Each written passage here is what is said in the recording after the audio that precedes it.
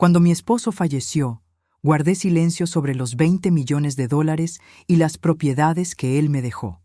Esa misma noche, mi nuera tiró mis cosas a la calle y dijo: «Vete, eres una molestia aquí». Entonces decidí que iba a esperar el momento perfecto para mostrarles quiénes eran realmente. Para seguir acompañando las historias de sombra de la tía Rosa, sigue nuestra página. Deja el nombre de tu ciudad en los comentarios para saber hasta dónde llegan mis historias.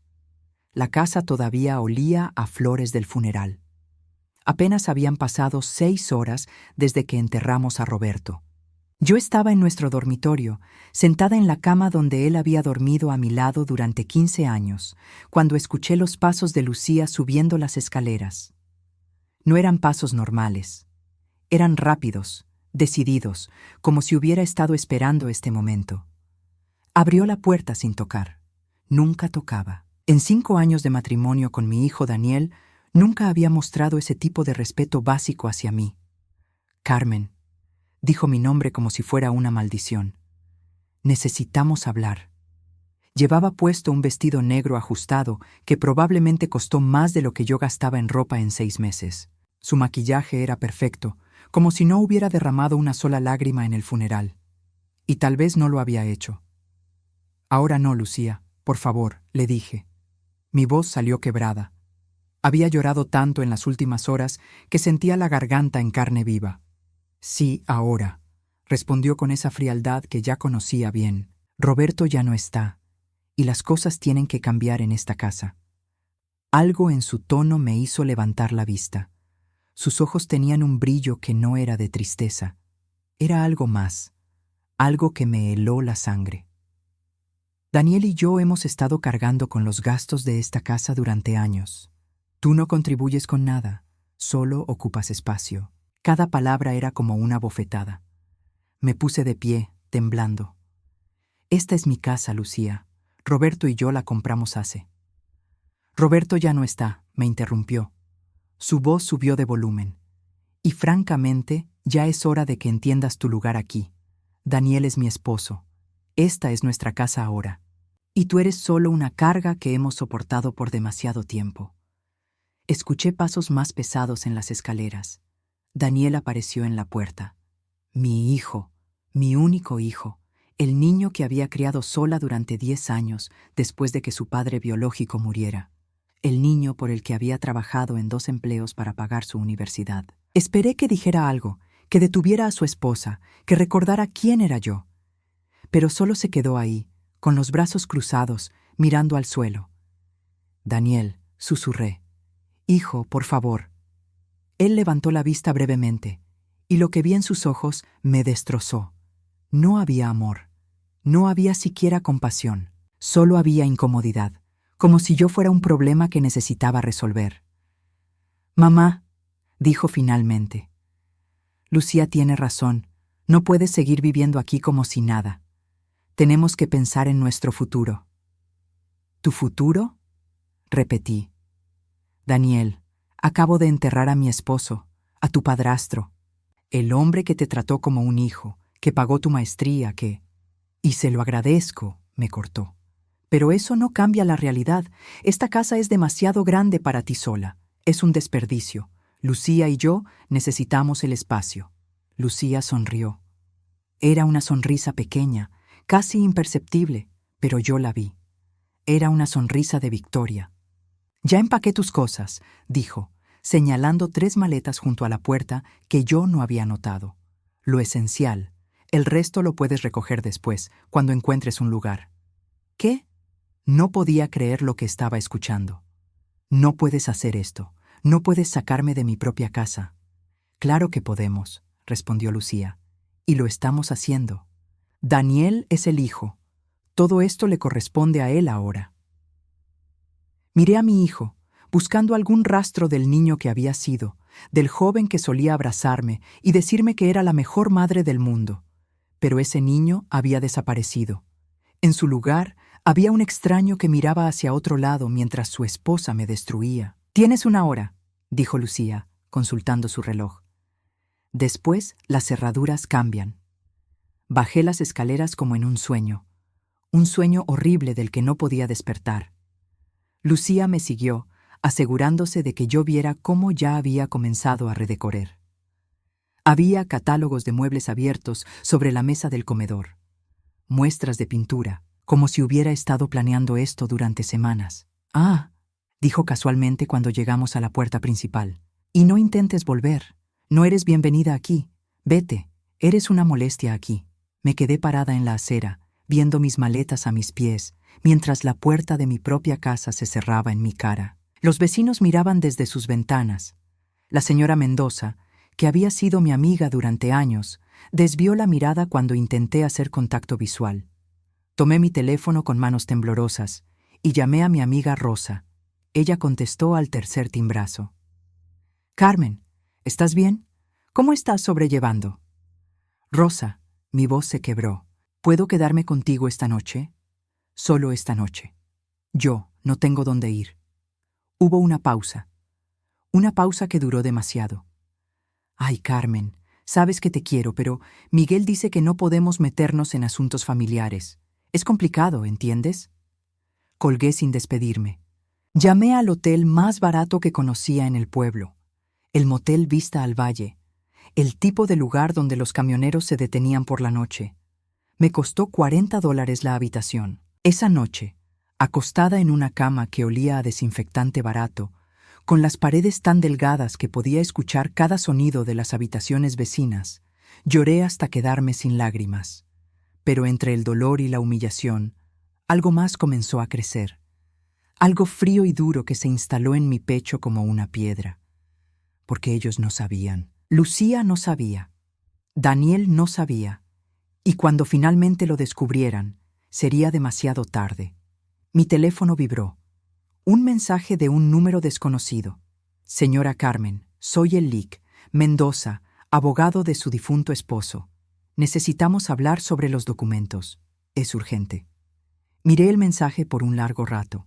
Luego, por primera vez en horas, sonreí. A la mañana siguiente, me desperté con el cuerpo adolorido y la mente extrañamente clara. Era como si el shock de la noche anterior hubiera quemado toda la confusión, dejando solo una determinación fría.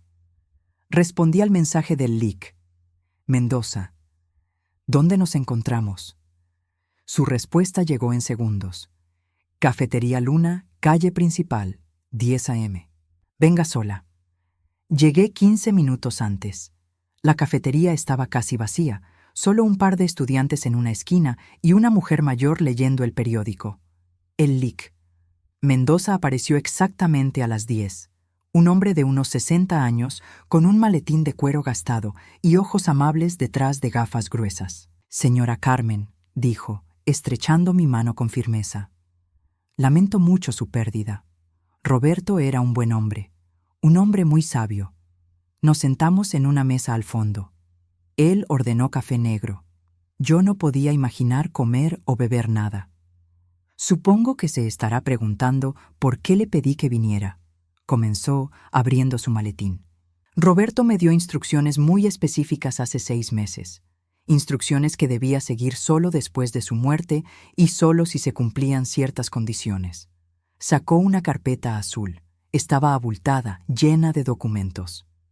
«¿Qué condiciones?», pregunté, mi voz apenas un susurro. «Que usted fuera tratada de cierta manera por su familia. Roberto me pidió que la vigilara desde lejos, que observara cómo la trataban después de su muerte». Hizo una pausa. Sus ojos se suavizaron con simpatía. «Señora Carmen, lo que le hicieron anoche. Roberto temía que sucediera algo así. Por eso tomó precauciones». Me entregó la carpeta. Mis manos temblaban cuando la abrí. El primer documento era una carta escrita a mano por Roberto. Reconocí su caligrafía inmediatamente, esa letra inclinada que siempre me había parecido tan elegante. «Mi querida Carmen», comenzaba, «si estás leyendo esto, es porque ya no estoy contigo, y porque las cosas sucedieron como temía. Perdóname por no haberte contado todo mientras vivía. Quería protegerte. Quería que vivieras sin la carga de saber lo que sé. Tuve que detenerme. Las lágrimas nublaban mi visión. Roberto descubrió hace un año que Daniel y Lucía estaban planeando algo. explicó el Lic. Mendoza suavemente. Los escuchó una noche, hablando sobre cómo se desharían de usted una vez que él no estuviera. Lucía dijo textualmente: «La vieja tendrá que irse a un asilo o a la calle. Esta casa será nuestra». El dolor en mi pecho se intensificó. «Daniel estuvo de acuerdo?» «Su hijo no dijo nada para detenerla», respondió el abogado. Y Roberto interpretó ese silencio como complicidad. Seguí leyendo la carta. Roberto explicaba cómo, a partir de ese momento, había comenzado a reorganizar todo. Cada propiedad, cada inversión, cada cuenta bancaria. Todo lo había transferido a mi nombre, legalmente, irrevocablemente. «Ellos creen que solo dejé la casa y tal vez algo de dinero en el banco», continuaba la carta. «Deja que lo crean. No les digas nada hasta que veas quiénes son realmente, hasta que te muestren su verdadera cara. Y cuando lo hagan, mi amor, no tengas piedad, no la merecen». El Lic. Mendoza comenzó a sacar más documentos, escrituras de propiedades, estados de cuenta, certificados de inversión. «Esto es un apartamento en la ciudad», dijo, señalando una escritura. «Valorado en 2 millones. Este es un edificio comercial que Roberto compró hace 3 años. Genera $35,000 mensuales en alquileres. Esta es una casa en la playa». Siguió y siguió. Con cada documento, la cifra crecía. Propiedades que yo no sabía que existían, inversiones que Roberto había hecho en silencio, una cuenta en las Islas Caimán, acciones de empresas, bonos del gobierno. «En total», dijo finalmente el Lic. «Mendoza, su patrimonio neto es de aproximadamente $20 millones, tal vez más, dependiendo del mercado. Y todo, absolutamente todo, está a su nombre, señora Carmen». Roberto se aseguró de eso. Me quedé mirando los documentos, incapaz de procesar lo que estaba viendo. 20 millones. Yo, que había pasado la noche en un motel de $40. Yo, que había sido tratada como una indigente por mi propia nuera. «¿Por qué?», pregunté. «¿Por qué Roberto no me dijo nada?» «Porque quería que usted supiera la verdad sobre ellos antes de saber la verdad sobre el dinero. Quería que viera quiénes eran cuando pensaban que no había nada que ganar, cuando pensaban que usted no tenía nada. Tenía sentido. Un sentido doloroso y perfecto». «¿Hay algo más?», dijo el Lic. Mendoza, sacando un sobre sellado.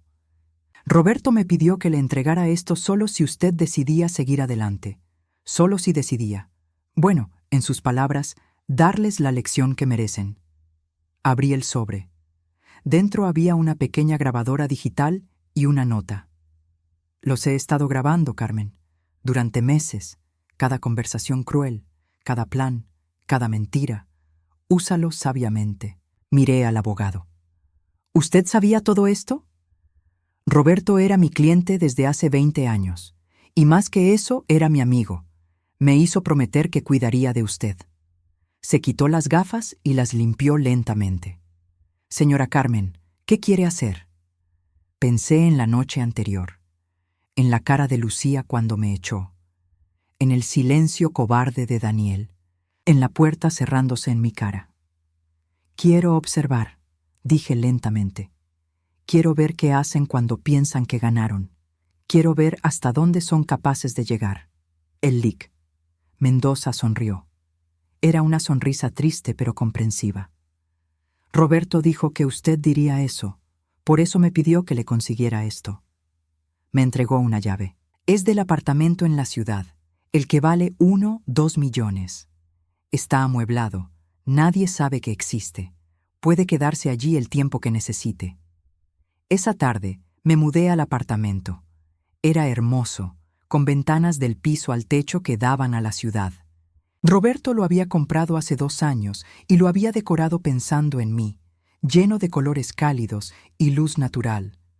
En el armario principal encontré ropa nueva, todavía con las etiquetas, mi talla exacta, un vestidor lleno de zapatos, joyas en una caja fuerte pequeña. Roberto había planeado esto como un regalo sorpresa, pero la muerte lo alcanzó primero. Me senté en el sofá y saqué la grabadora.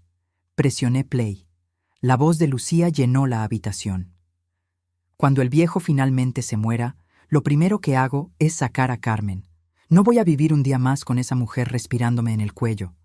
Es patética. La voz de Daniel. ¿Y si se niega a irse? ¿Qué va a hacer? ¿Llamar a la policía? Es nuestra casa, Daniel. Legalmente tienes derecho. Ella no tiene nada a su nombre. La echamos y se acabó. Ni siquiera tiene que llevarla. Había horas de grabaciones así. Meses de conversaciones donde planeaban mi expulsión, donde se reían de mí, donde calculaban cuánto valía la casa y cómo la venderían. Pero nunca mencionaban los 20 millones, porque no sabían que existían. Durante los siguientes días me convertí en una sombra. Contraté a un investigador privado para que vigilara la casa. Las fotos y videos que me enviaba me partían el corazón, pero también alimentaban mi determinación.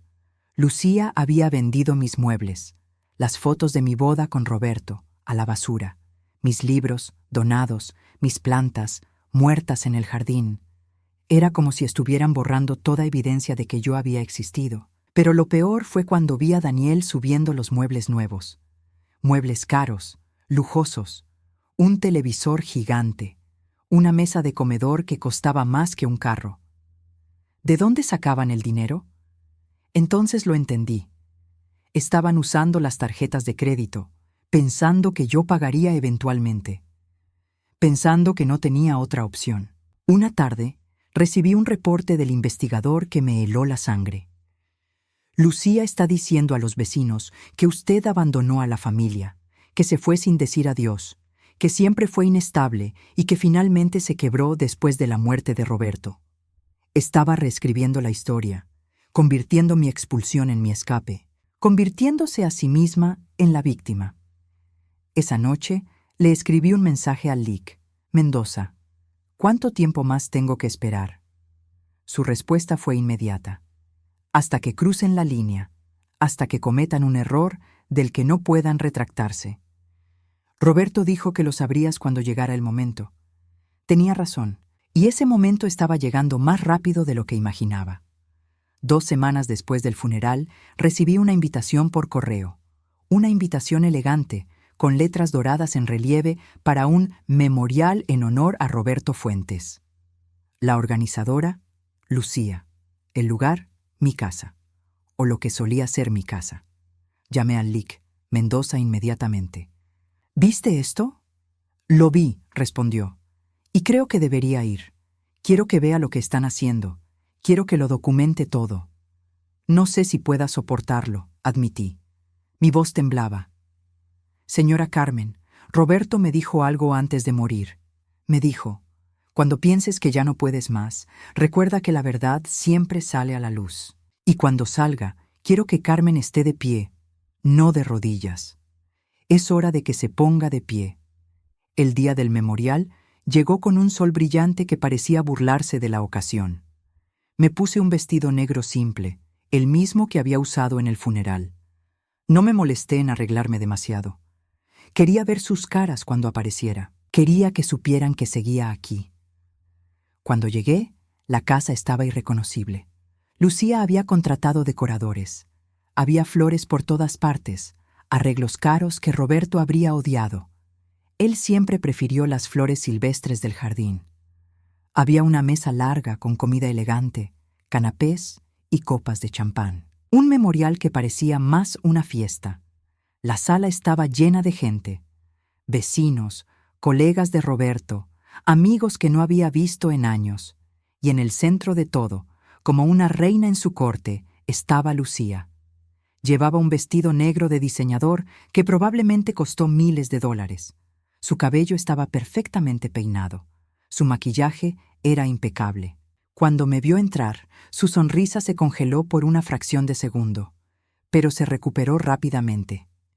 Carmen, dijo, acercándose con los brazos extendidos como si fuéramos viejas amigas. ¡Qué sorpresa! No sabíamos si vendrías. No me abrazó, solo hizo el gesto para que los demás lo vieran. ¿Cómo podría no venir? Respondí en voz baja. Era mi esposo. Por supuesto, dijo Lucía, su voz goteando falsa compasión. Debe ser tan difícil para ti, especialmente después de, bueno, después de que decidiste tomarte un tiempo para ti misma. Ahí estaba, la narrativa que había estado construyendo, que yo me había ido, que yo había elegido abandonar. Antes de que pudiera responder, Daniel apareció a su lado. Me miró con una expresión incómoda, como si no supiera qué decir. «Mamá», dijo finalmente, «te ves bien». «¿Bien?», repetí. Quería gritarle. Quería preguntarle cómo podía estar ahí, en nuestra casa, pretendiendo que nada había pasado. Pero me contuve. «Gracias, Daniel». La señora Mendoza, mi antigua vecina, se acercó tímidamente.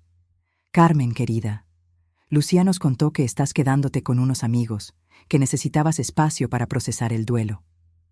Miré a Lucía. Ella me devolvió la mirada con una sonrisa pequeña, desafiante. «Algo así», murmuré. El memorial comenzó con Lucía de pie frente a todos, junto a una foto enorme de Roberto. Una foto que yo había tomado en nuestro último aniversario. «Quiero agradecer a todos por venir», comenzó Lucía, su voz suave y controlada.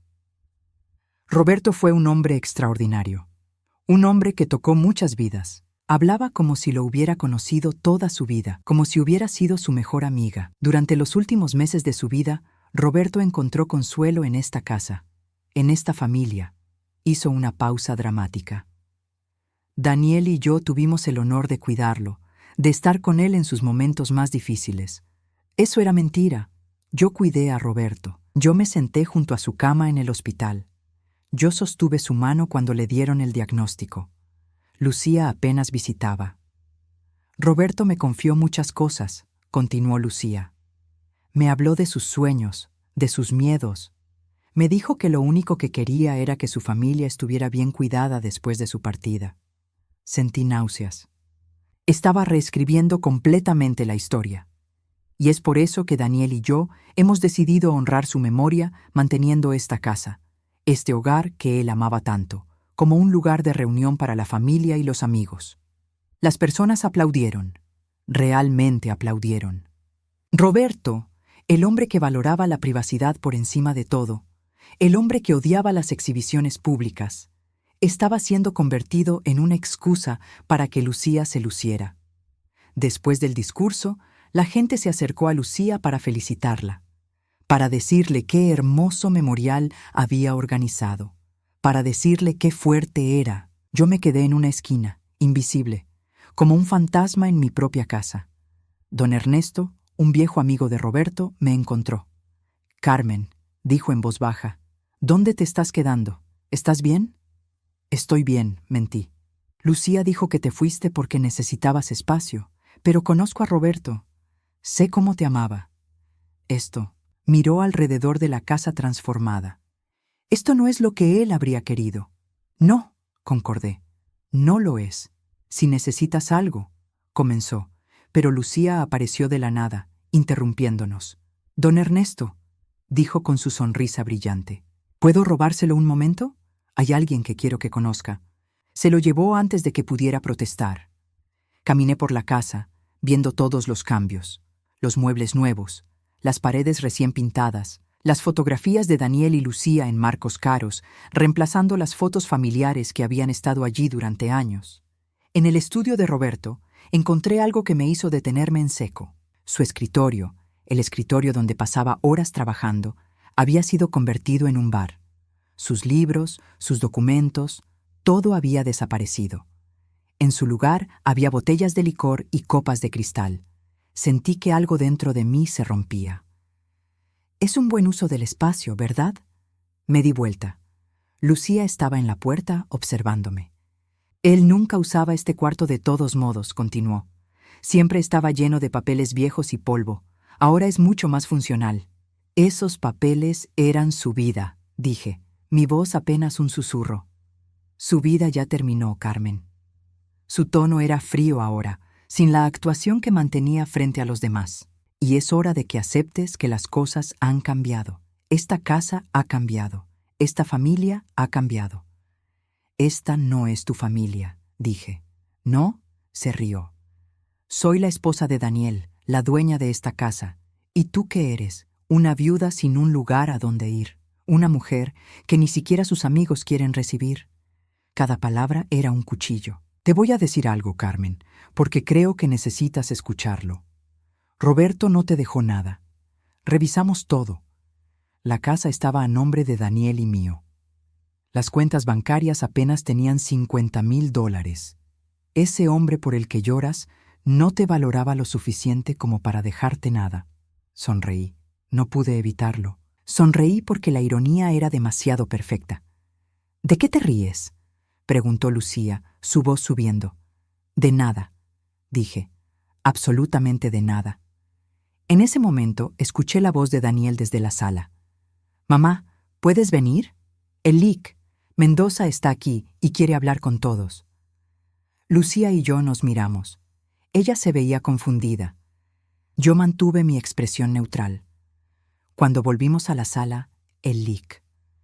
Mendoza estaba de pie junto a la foto de Roberto, con su maletín en la mano. La habitación se había quedado en silencio. Disculpen la interrupción, dijo con voz profesional, pero hay un asunto legal que necesita ser atendido. Señora Lucía, señor Daniel, ¿podríamos hablar en privado? Lo que tenga que decir puede decirlo aquí, respondió Lucía con arrogancia. No tenemos secretos. El Lic. Mendoza me miró. Yo asentí levemente. Muy bien, dijo él, abriendo su maletín. Entonces todos ustedes serán testigos de que yo, como representante legal del difunto Roberto Fuentes, estoy aquí para notificar que esta propiedad no pertenece a Daniel Fuentes ni a Lucía Morales de Fuentes. El silencio se volvió absoluto. ¿Qué? Lucía dejó escapar una risa nerviosa. Eso es ridículo. Esta casa es de Daniel. Él es el hijo. Esta casa, continuó el Lic. Mendoza calmadamente, está registrada bajo el nombre de una compañía cuya única accionista es la señora Carmen Fuentes. Todas las miradas se volvieron hacia mí. De hecho, agregó el abogado, todos los activos del señor Roberto Fuentes fueron transferidos legalmente a su esposa hace 6 meses. Esta casa, junto con otras 4 propiedades, múltiples inversiones y cuentas bancarias, son propiedad exclusiva de la señora Carmen. El rostro de Lucía pasó del blanco al rojo en segundos. Eso es imposible. Estás mintiendo. Tengo toda la documentación aquí, dijo el Lic. Mendoza sacando un folder grueso. Escrituras, transferencias bancarias, certificados. Todo legal, todo en orden, y todo a nombre de Carmen Fuentes. Daniel finalmente habló, su voz temblorosa. Mamá, ¿es esto verdad? Lo miré a los ojos. Sí, Daniel, es verdad. Cada palabra. Entonces, todo este tiempo, comenzó Lucía, su voz ahogándose. Todo este tiempo, terminé por ella, ustedes estuvieron jugando con dinero que nunca fue suyo, viviendo en una casa que nunca les perteneció, gastando en tarjetas de crédito que yo tendré que pagar. Lucía abrió la boca, pero no salió ningún sonido. Y lo mejor de todo, continué, sintiendo cómo todo el dolor de las últimas semanas se transformaba en algo más fuerte, es que me mostraron exactamente quiénes son cuando pensaron que no tenía nada. El memorial había terminado, pero mi historia apenas comenzaba. ¿Te está gustando la historia? Sigue nuestro canal, ¿desde dónde nos estás viendo? El silencio en la sala era ensordecedor. Todas las miradas iban de mí al Lic. Mendoza, de Daniel a Lucía, como si estuvieran viendo una película y no pudieran creer el giro de la trama. Lucía fue la primera en recuperarse. Esto es absurdo, dijo, su voz aguda. Tiene que ser un error. Daniel es el hijo. La herencia le corresponde a él. No hay error, respondió el Lic. Mendoza con calma profesional. Y no hay herencia que distribuir. El señor Fuentes dispuso de sus bienes en vida, como era su derecho legal. Todo fue transferido a su esposa mediante escrituras y documentos notariados. Ella lo manipuló, gritó Lucía, señalándome con un dedo acusador. Una vieja manipuladora que se aprovechó de un hombre enfermo. Cuidado con lo que dice, señora Morales, advirtió el abogado. Esas son acusaciones muy serias que podrían constituir difamación. Daniel finalmente se acercó a mí. Su rostro estaba pálido, sus manos temblaban. Mamá, ¿por qué? ¿Por qué no nos dijiste nada? Lo miré. Este hombre que había sido mi bebé, mi niño, mi razón de vivir durante tantos años. ¿Por qué no me detuviste cuando tu esposa me echó a la calle, Daniel? ¿Por qué no dijiste nada cuando me quitaron mi ropa y me dejaron sin hogar la noche del funeral de Roberto? Él bajó la mirada. No tenía respuesta. Los invitados deberían retirarse, anunció el LIC. Mendoza. Este es un asunto familiar privado. La gente comenzó a salir, susurrando entre ellos. Don Ernesto me apretó el hombro al pasar. Bien hecho, Carmen, murmuró. Roberto estaría orgulloso. Cuando la casa se vació, solo quedamos Daniel, Lucía, el LIC, Mendoza y yo. Necesitamos hablar sobre varios asuntos, comenzó el abogado, abriendo su maletín nuevamente.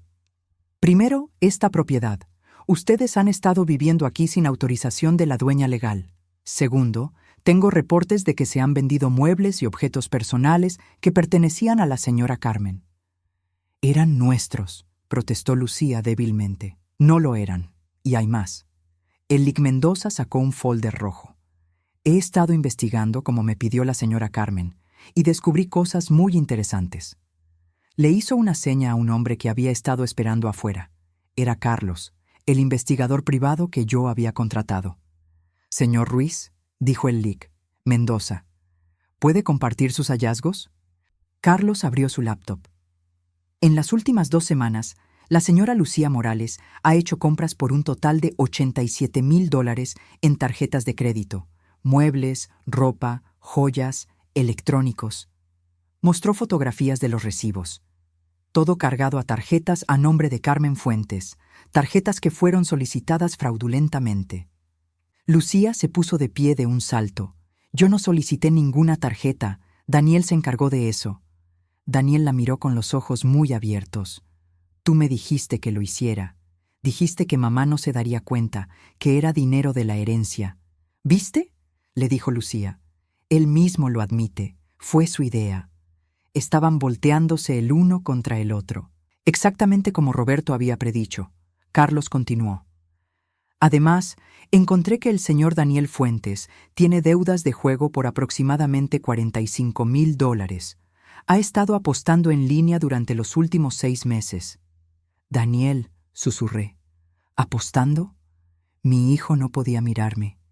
Iba a recuperarlo todo, mamá. Solo tenía mala racha, pero ¿Iba a recuperarlo con mi dinero? Terminé. ¿Con el dinero que pensabas que heredarías cuando Roberto muriera? No es así, dijo débilmente. Yo nunca quise. Hay más, interrumpió Carlos. El señor Fuentes intentó vender el auto de Roberto hace una semana. Un BMW 2022 valorado en $75,000. El comprador se echó atrás cuando descubrió que el título de propiedad no estaba a nombre del vendedor. Porque el auto tampoco era suyo, dije. Era de Roberto, y ahora es mío. El LIC. Mendoza sacó otro documento. También tenemos esto, una solicitud de préstamo hipotecario sobre esta propiedad, firmada por Daniel Fuentes, pretendiendo ser el propietario legal. Eso es fraude, dije, mi voz sonando más fuerte de lo que me sentía. Así es, confirmó el abogado. Fraude hipotecario, que es un delito federal. Espera, espera. Daniel levantó las manos. Yo no sabía que era ilegal. Lucía dijo que como hijo tenía derecho. No me eches la culpa a mí, gritó Lucía. Tú eres el que dijo que tu madre no tenía nada, que Roberto no había dejado testamento. Porque tú me dijiste que lo verificaras. Era doloroso verlos. 2 personas que supuestamente se amaban, destruyéndose mutuamente para salvarse. Basta, dije finalmente. Mi voz cortó sus gritos como un cuchillo. Basta ya. Me senté en el sofá que ellos habían comprado con dinero que no tenían. El sofá que había reemplazado al que Roberto y yo elegimos juntos hace años. Quiero que escuchen muy cuidadosamente lo que voy a decir, comencé. Durante 2 semanas los he observado. He visto cada compra innecesaria, He visto cómo vendieron mis recuerdos. He visto cómo convirtieron el estudio de Roberto en un bar. He visto cómo me borraron de esta casa como si nunca hubiera existido. Daniel abrió la boca para hablar, pero lo detuve con una mirada. Roberto me dejó grabaciones, continué. Meses de conversaciones entre ustedes, planeando cómo deshacerse de mí, riéndose de mí, calculando cuánto valía todo para poder venderlo. Lucía palideció. Eso es invasión de privacidad. No se puede usar en corte. ¿Corte? Repetí. ¿Quién habló de corte? Todavía no he decidido si voy a presentar cargos criminales. Esas palabras flotaron en el aire como una amenaza. Mamá, por favor. Daniel cayó de rodillas frente a mí. Fue un error. Todo fue un terrible error. Lucía me confundió, me hizo pensar que yo no importaba. Terminé. ¿Que era solo un estorbo que había que quitar del camino? Lágrimas corrían por su rostro. Yo te amo, mamá. Siempre te he amado. El amor se demuestra, Daniel. No se declara cuando te atrapan. Me puse de pie. El LIC, Mendoza les va a explicar lo que va a pasar ahora. Yo me voy. Ya no soporto estar en esta casa. Señora Carmen, llamó Lucía, su voz ahora suplicante. Por favor, podemos arreglar esto. Devolveremos el dinero. Devolveremos todo. ¿Con qué dinero? Pregunté. ¿Con el dinero que no tienen? ¿Con el dinero de las deudas de juego de Daniel? ¿Con el dinero que gastaron en muebles que ni siquiera necesitaban? No tenía respuesta. Me dirigí a la puerta, pero me detuve. Había una cosa más que necesitaba decir. Roberto me dejó una carta, dije sin voltearme. En ella me explicó por qué hizo todo esto. ¿Por qué escondió el dinero? ¿Por qué me dejó en silencio? Hice una pausa. Dijo que necesitaba saber si me amaban a mí o amaban lo que yo podía darles. Dijo que necesitaba ver quiénes eran realmente cuando pensaban que no había nada que ganar. Me volteé para mirarlos una última vez. Ahora lo sé, y Roberto también lo sabía.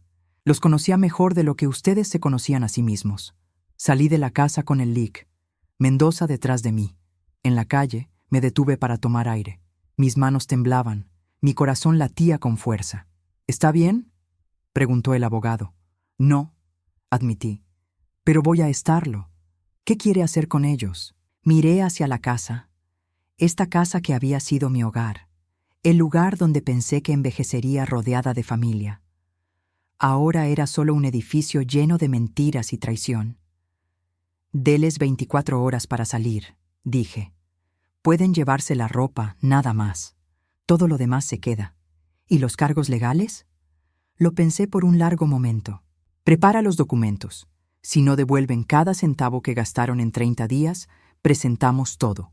Fraude, robo, falsificación de documentos, todo. Entendido. Esa noche, en mi apartamento, me serví una copa de vino y me senté junto a la ventana. La ciudad brillaba abajo, llena de vida y posibilidades. Mi teléfono sonó. Era un mensaje de Daniel. Mamá, por favor, necesitamos hablar, te lo suplico. No respondí, porque ya no había nada que decir. Las palabras habían terminado. Ahora solo quedaban las consecuencias. Las 24 horas pasaron en silencio. No recibí llamadas. No recibí súplicas. Solo un mensaje del LIC. Mendoza a las 11 de la noche. Salieron de la casa. Dejaron las llaves en el buzón. A la mañana siguiente conduje hasta lo que había sido mi hogar. El vecindario se veía diferente a la luz del día, como si todo hubiera cambiado en esas semanas. O tal vez era yo la que había cambiado. Abrí la puerta con manos temblorosas. La casa estaba en silencio.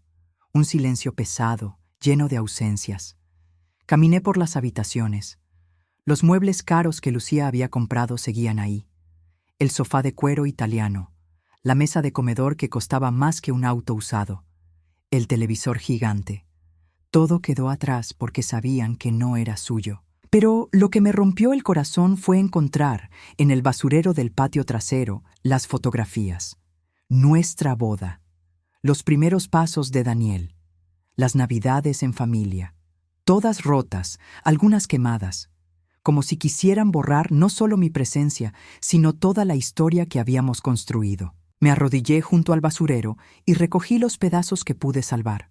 Una foto de Roberto sonriendo, partida por la mitad. Una de Daniel de niño, abrazándome con una esquina quemada. Lloré ahí, en el patio, rodeada de los restos de mi vida anterior. Mi teléfono sonó. Era el LIC. Mendoza. Señora Carmen, necesito que venga a mi oficina. Hay algo más que tiene que ver. Una hora después, estaba sentada frente a su escritorio. Él tenía una expresión seria, más seria de lo normal. «Recibí esto esta mañana», dijo, entregándome un sobre. «Es de Daniel». Dentro había una carta escrita a mano y un cheque. El cheque era por $15,000. «Es todo lo que pude conseguir», decía la carta. «Vendí mi auto, empeñé mi reloj, pedí préstamos a amigos. Sé que no es suficiente para cubrir todo lo que gastamos, pero es un comienzo. Mamá, sé que no merezco tu perdón. Sé que lo arruiné todo, pero necesito que sepas que lo siento. Lucía y yo nos estamos separando. Ella se fue con su familia. Yo me quedé solo. Y es lo que merezco». Las lágrimas borraban las palabras. «Pasé toda mi vida pensando que te debía algo», continuaba. «Que tenía que cuidarte cuando fueras vieja, como tú me cuidaste a mí, pero en el momento de la verdad, cuando realmente necesitabas que te defendiera, fallé. No solo fallé, te traicioné de la peor manera posible. Roberto me lo advirtió una vez. Meses antes de morir, me llevó aparte y me dijo: «Tu madre es la mujer más fuerte que conozco. No dejes que nadie te haga olvidar eso. No dejes que nadie la lastime, ni siquiera tú». Y yo no lo escuché. Mi mano apretaba la carta hasta arrugarla. «No espero que me perdones. No espero que vuelvas a hablarme. Solo espero que sepas que te amo, que siempre te he amado, y que voy a pasar el resto de mi vida tratando de ser el hombre que tú merecías como hijo. El hombre que Roberto trató de enseñarme a ser». Dejé caer la carta sobre el escritorio. El LIC. Mendoza me observaba en silencio. «¿Qué quiere hacer?», preguntó finalmente. «No lo sé», admití. «Una parte de mí quiere perdonarlo. Es mi hijo. Pero la otra parte recuerda cómo lo dejó en la calle la noche del funeral», terminó el abogado suavemente. «Exacto. Señora Carmen, ¿puedo decirle algo que Roberto me confió?». No esperó mi respuesta. Él me dijo: «Si Daniel aprende de esto, si realmente cambia, entonces todo habrá valido la pena. Pero si no, entonces Carmen necesitará ser fuerte y dejarlo ir». Roberto sabía que esto podía terminar de dos maneras, con reconciliación o con separación definitiva, y dejó la decisión en sus manos. «¿Por qué yo?», pregunté. «¿Por qué tengo que ser yo quien decida?». «Porque usted es la que sufrió el daño. Solo usted puede decidir si es reparable o no». Pasé los siguientes días en una bruma. Contraté gente para limpiar la casa, para donarle los muebles que Lucía había comprado, para restaurarla a como era antes. Cada cambio era como arrancar una costra de una herida. Una tarde, mientras supervisaba la instalación de nuevas cortinas, tocaron a la puerta. Era don Ernesto. «Carmen», dijo, quitándose el sombrero, «¿puedo pasar?».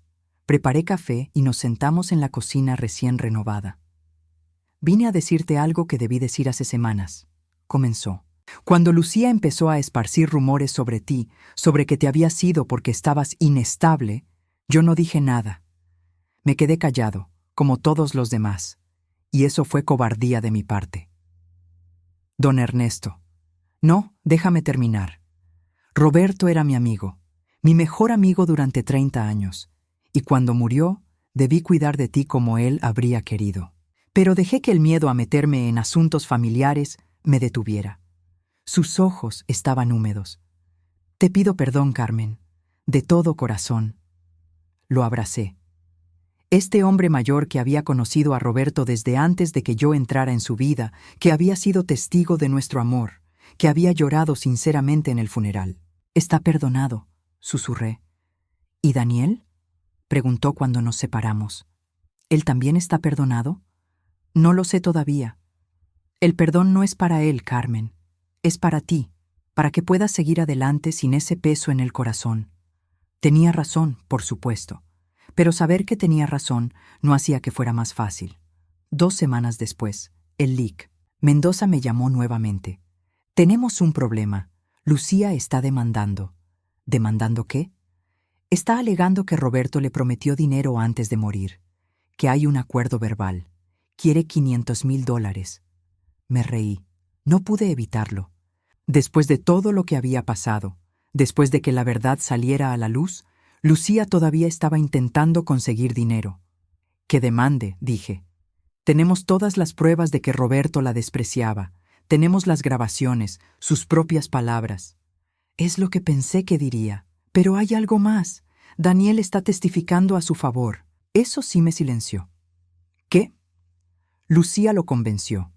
Le dijo que si ganan, compartirán el dinero para pagar sus deudas. Le dijo que era su última oportunidad. Entonces no aprendió nada, dije, mi voz sonando hueca. Después de todo esto, después de todas sus disculpas, todavía está eligiéndola a ella. Lo siento, Carmen. No lo sientas, ahora lo veo con claridad. El juicio fue 3 meses después. Lucía llegó con un traje que claramente era prestado, intentando verse humilde y digna. Daniel no podía mirarme a los ojos. Su abogado presentó el caso.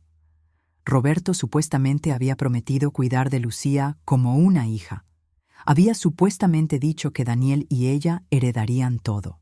Cuando fue mi turno, el LIC. Mendoza presentó las grabaciones. La voz de Lucía llenó la sala del tribunal. Cuando el viejo finalmente se muera, lo primero que hago es sacar a Carmen. El juez levantó la mano. He escuchado suficiente. Se volvió hacia Lucía. Señora Morales, no solo su demanda es frívola, sino que las pruebas presentadas sugieren fraude, extorsión y abuso emocional. Voy a negar su demanda y sugiero fuertemente que no presente más acciones legales infundadas. Lucía salió de la corte furiosa. Daniel se quedó. Mamá, me llamó en el estacionamiento. Me detuve, pero no me volteé. Cometí un error. Otra vez, lo sé. Sí, lo hiciste. Ella dijo que era la única manera de arreglar las cosas, que si conseguíamos ese dinero, todo estaría bien. Me volteé para mirarlo. ¿Y le creíste? Después de todo lo que te hizo, ¿todavía le creíste? No tenía respuesta. Adiós, Daniel. Mamá, espera, por favor, dame otra oportunidad. Solo una más. Ya tuviste tu oportunidad. La tuviste la noche que dejaste que me echaran a la calle. La tuviste en el memorial cuando no me defendiste. La tuviste con ese cheque y esa carta. Y la desperdiciaste para seguir a una mujer que no te ama, que solo te usa. Subí a mi auto. Él se quedó parado ahí, en el estacionamiento, viéndome partir. Y esta vez, no miré atrás. 6 meses después del juicio, mi vida había encontrado un ritmo que nunca imaginé posible. Vendí la casa. Esa casa llena de recuerdos hermosos manchados por la traición. No podía vivir allí sin ver a Lucía tirando mis cosas a la calle, sin escuchar su voz diciendo, «Eres una molestia aquí». Con el dinero de la venta, compré una casa pequeña en la costa. Una casa con ventanas grandes que dejaban entrar el sol de la mañana y el sonido de las olas. Una casa sin fantasmas. Pasaba mis días de manera simple. Caminatas por la playa. Clases de pintura los martes y jueves, un club de lectura los sábados. Había hecho amigas nuevas, mujeres que me conocieron como Carmen, no como la mamá de Daniel o la esposa de Roberto. Solo Carmen.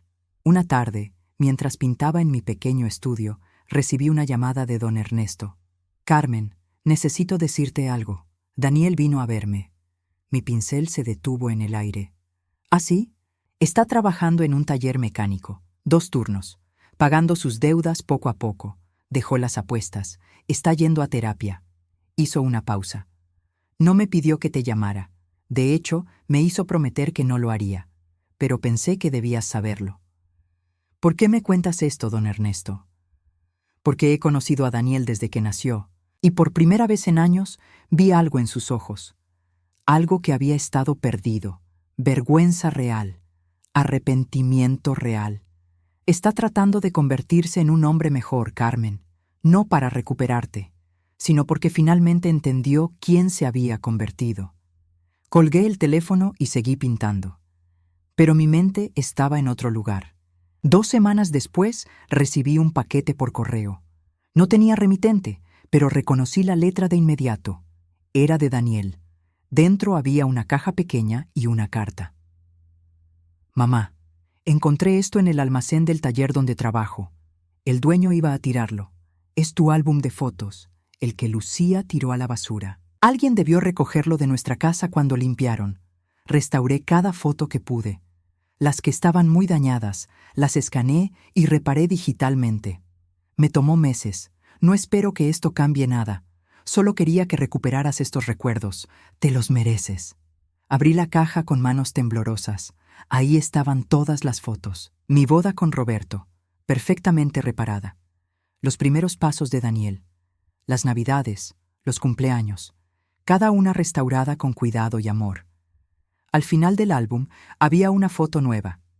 Era de Daniel, delgado, con ojeras, pero con los ojos claros. Detrás de él se veía el taller mecánico. En el reverso había escrito: «Esto es quien soy ahora, trabajando para ser el hombre que tú criaste, el hombre que olvidé ser». Lloré por todo lo que habíamos perdido, por todo el dolor, por todo el tiempo que no podríamos recuperar, pero no lo llamé, no todavía. Un mes después, el leak. Mendoza me visitó en mi casa de playa. Traía noticias. Lucía se casó nuevamente, un empresario de la ciudad. Al parecer, encontró otro hombre con dinero. «Que Dios lo ayude», dije sin malicia. Ya no sentía rabia hacia Lucía, solo una profunda indiferencia. Y Daniel pagó la última de sus deudas. Ya no debe nada. Me alegro por él. El abogado me miró con esos ojos sabios que habían visto tanto. «Carmen, ¿puedo preguntarle algo personal?» «Por supuesto». «¿Es feliz?» La pregunta me tomó por sorpresa. ¿Era feliz?